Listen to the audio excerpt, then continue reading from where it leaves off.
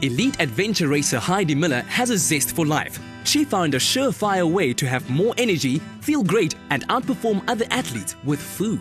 How do you do it? I mean, you're a mom, you're a businesswoman, you're an elite adventure racer. I mean, how?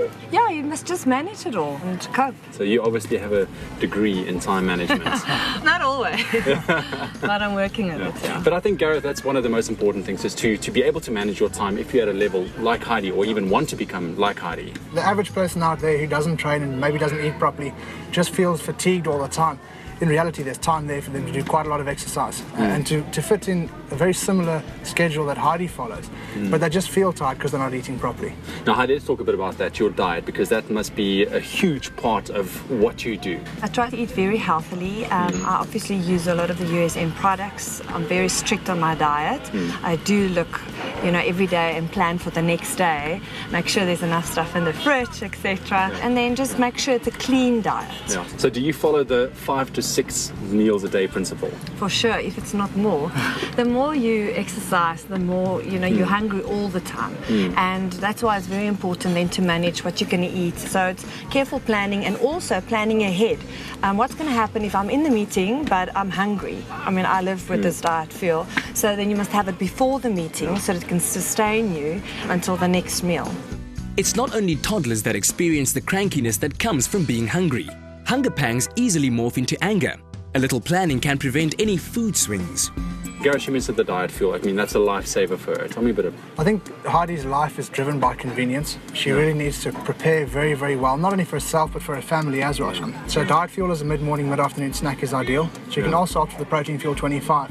If it really comes down to she can't get access to water, keep that in her cooler box, carry it with her to her meetings or to her place of work, and when the need arises, shake it and drink. There you go. And then, of course, Heidi, there's the bars, which I know you absolutely love, the new Delight bars. I love it. I mean, the first day when I tasted it, I thought, no, this can't be true. This is a chocolate. It's just, it's divine. Gareth, what's the deal with the bars? I mean, when do you take it? Is there a time you should take it? Could be a mid-morning, mid-afternoon snack in replace to the diet fuel or the protein fuel 25. It could be a replacement for a whole meal. But maybe for someone like Heidi, she'll find a lot of its convenience comes in the winter when she's doing training, when it's out early mornings, or even if it's an event over a couple of days in the winter.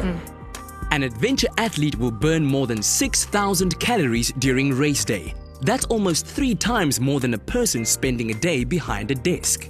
Talk to me a bit about your actual diet, the food that you eat, because you burn up a lot of energy. First, I do stay with the diet fuel for breakfast. Midday snack, it will be either a salad or a half of the bar. Something like this is a great lunch for me. And then supper, it will be a clean potato, protein and vegetables. What do people need to look out for, especially if they are in a hectic training routine like yourself? Each restaurant have a healthy option. When you order your food, just make sure you keep the sauces separate. And like you can see here today, it's just a biltong salad. Just make smart choices. It is always there. I mean, and then have a water, don't have a milkshake. The truth is, you cannot out-exercise a bad diet. A lean body starts in the kitchen. Now, Gareth, from your point, how does supplement add value to her life? Actually indispensable. She'll never be able to really perform at the level she wants to perform at without using them.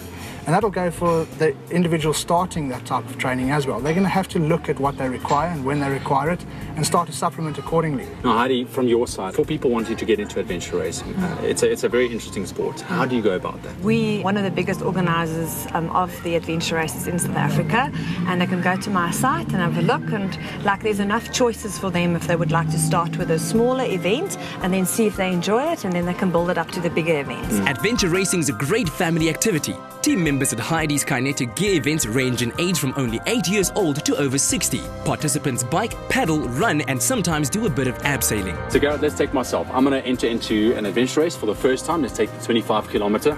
What are 3 supplements that I'm going to take with me? I've established your distance. We know it's relatively short. It's not a hugely intense workout because you're moderately fit. So you don't really want to compete to win. You want to compete to finish. Intra-workout product like Cyto Power HP is perfect.